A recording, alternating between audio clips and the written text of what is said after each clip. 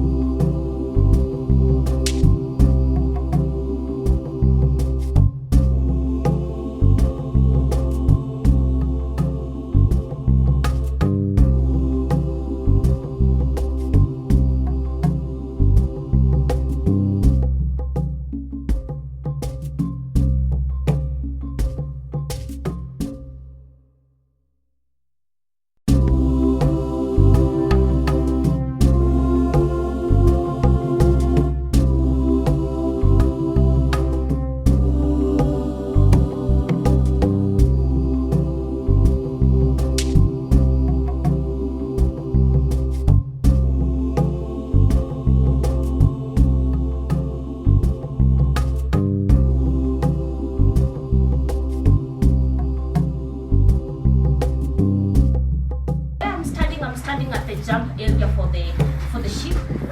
Behind me is the feedback area whereby the animals can be able to clean up their feet before they come into the jump.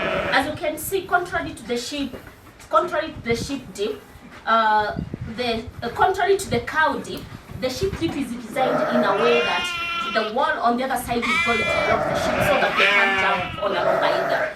So when we are dipping the sheep, what we have to make sure is that the sheep have to go head first so that it can be covered all the way from the head to the toe. From here, they are going to go to the holding yard, to the dripping yard, which is on the other side. So let's see how we go about it.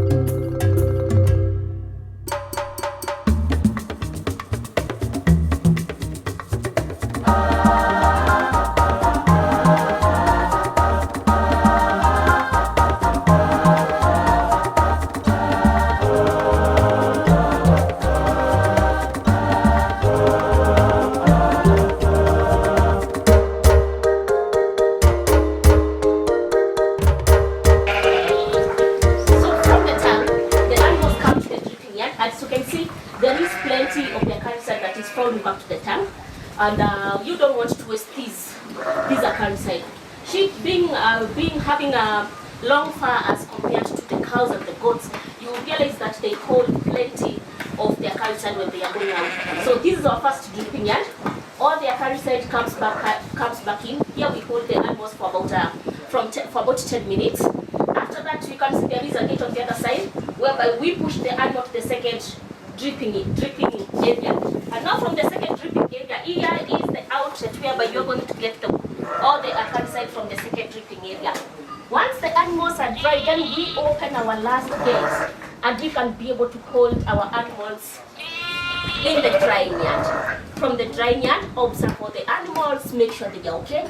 Sometimes you can miss an animal and the animal can drink some of the acaricide due to the dipping method and all that. So you have to make sure before letting your animals go to the paddock, they are sober. I mean, you have no blood cases, the animals doesn't look weak, and they are as happy as they were when they were coming in.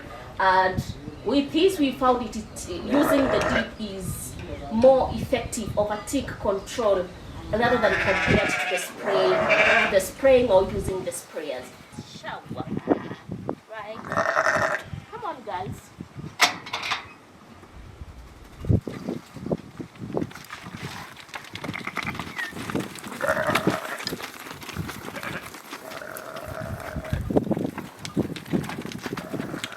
Every time you are done with the dip, make sure to lock the doors yourself.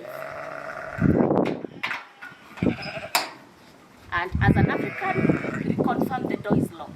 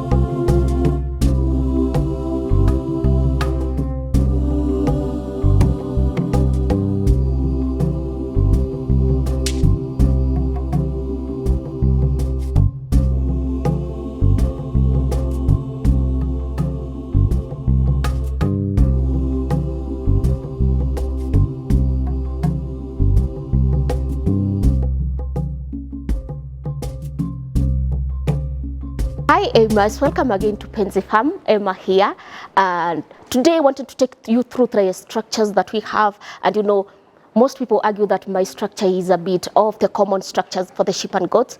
But before we get to that, I'd like to get you through about a few of the biosecurity measures that we take at the farm.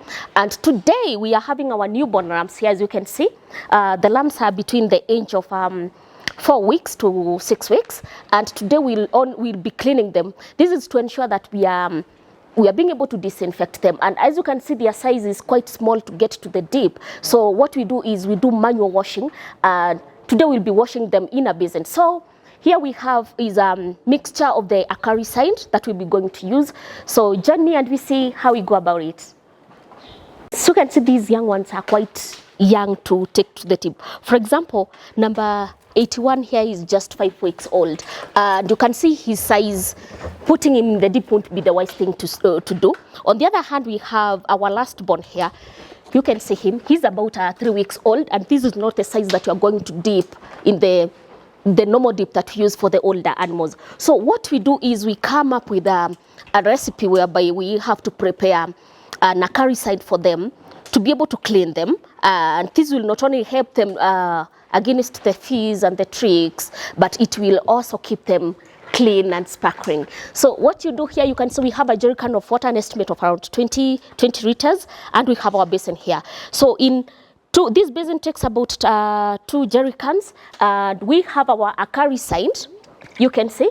So what you do is you follow the instructions that are given as the acaricides. They have different mixing rations, that is the water and the acaricide ration. So we take our acaricide, we measure, and then we put in the basin, and also we add some powder soap. This powder soap will help the animals to clean all the dirt that they have, and it will also help to suffocate any fleas or any midges that are in the small animals. That way your lambs will be healthy and in good shape. The challenge of having these ticks and the ticks and the fleas is that they make the animals become anemic. And you know, if the animal is anemic, 1, you are going to lose the graph for the weight gain. 2, you are going to have an animal that is very emaciated and very bad looking. So let's show you how we go about it.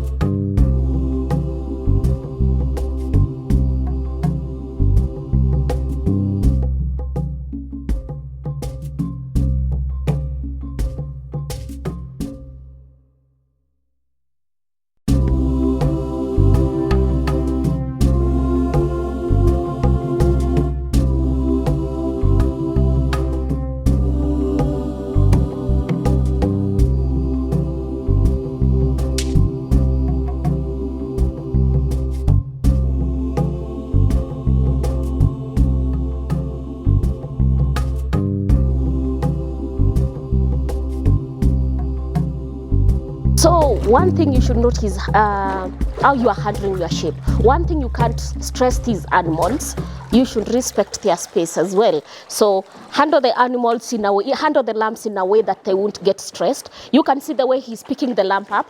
Grab the lamb by the back leg. See, you grab by the back leg, and then you can be able to pull the ram or tilt the ram.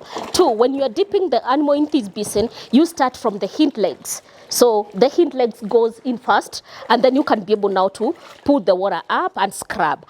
One of the areas that you should look at most is behind the tail. You see, this area, it's very prone to fleas and midges and ticks as well. So you want this area to be the first to dip in. The second area is here between the front legs. You see, at the chest. This area is also very prone to the ticks and the fleas. So when you are dipping it, make sure that this area is well covered by the acaricide.